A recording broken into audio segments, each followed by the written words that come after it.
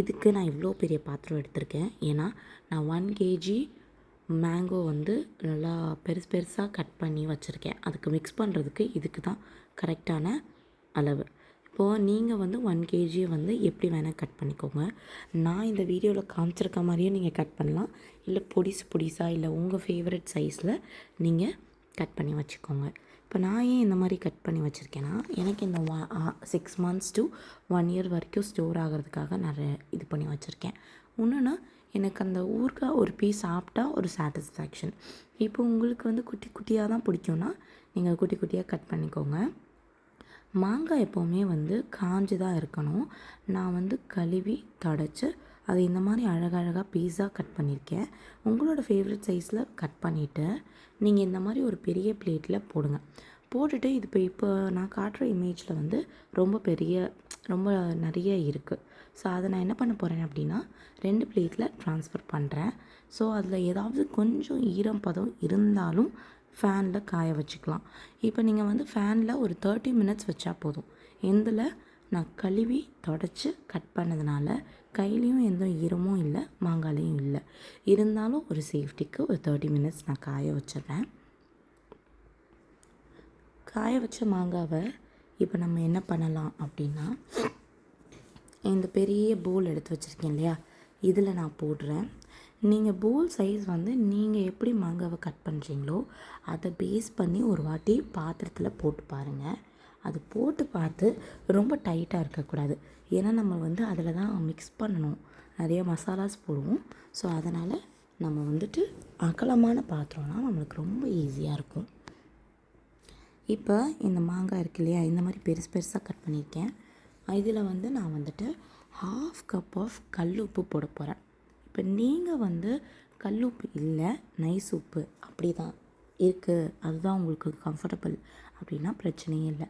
1/3 அப்படின்ற மெஷர்மெண்ட்டில் நீங்கள் வந்து நைஸ் உப்பை போட்டு மிக்ஸ் பண்ணிக்கோங்க. இப்போ நான் இப்போதைக்கு எந்த ஒரு ஸ்பூனோ கையோ போட போகிறதில்ல.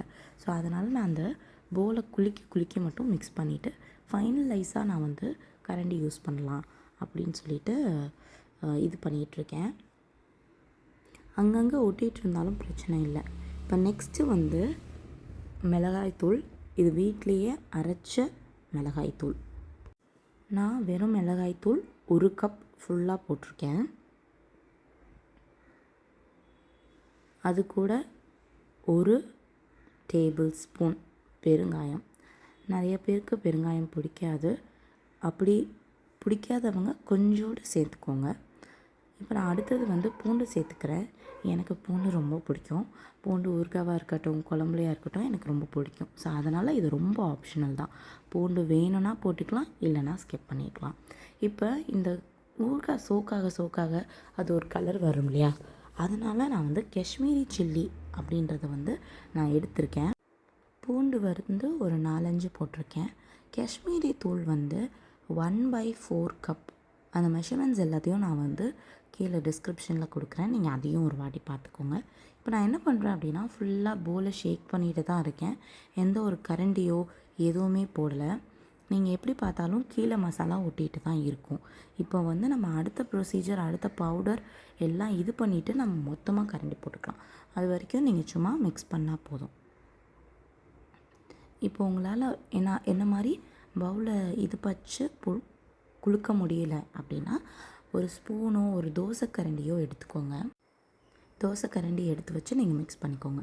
இப்போ நம்ம வந்து ஒரு மசாலா அரைக்க போகிறோம். அதுக்கு வந்து நான் 1/3 வந்து கடுகு எடுத்திருக்கேன். நான் இப்போ சொல்கிற மெஷர்மெண்ட்ஸ் எல்லாமே 1 kg. நீங்கள் அதை டபுளாக பண்ண போகிறீங்க, 2 kg மாங்காய் அப்படின்னா டபுள் பண்ணிக்கோங்க மெஷர்மெண்ட்ஸை. இப்போ நம்ம ஒரு மசாலா வந்து ரெடி பண்ண போகிறோம். அதுக்கு வந்து ஒரு பேனை வந்து நல்லா ஹீட் பண்ணிவிட்டு அதில் ஒரு சொட்டு ஈரமும் இல்லாமல் இப்போ வந்துட்டு நான் இந்த கடுகை ரோஸ்ட் பண்ண போகிறேன். கடுகு அண்ட் வெந்தயம் பார்த்தீங்கன்னா, வெந்தயம் வந்து எவ்வளோ எடுக்கணும்னா அதே கப் அந்த 1/3 கடுகு எடுத்தோம் இல்லையா, கடுகை விட கொஞ்சம் கம்மியாக நான் காட்டினது வந்து எனக்கு அது ஓகேவாக தெரிஞ்சிச்சு. நீங்கள் வந்து சப்போஸ் வெந்தயம் கொஞ்சம் எக்ஸ்ட்ராவாக வேணும், அந்த 1/3லேயே கடுகை விட கொஞ்சம் கம்மியாக எடுத்தாலும் ஓகே தான், நான் காமிச்ச அளவு எடுத்தாலும் ஓகே தான். இப்போ நீங்கள் இதை நல்லா ட்ரை ரோஸ்ட் பண்ணுங்கள். எண்ணெய் இருக்கக்கூடாது, தண்ணி இருக்கக்கூடாது.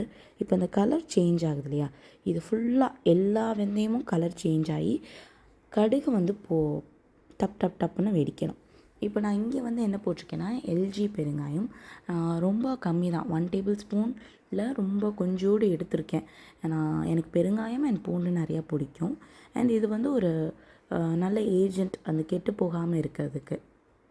இப்போ நான் இதை வந்து ஃபுல்லாக பொடியாக்க போகிறேன் மிக்சரில் போட்டுட்டு.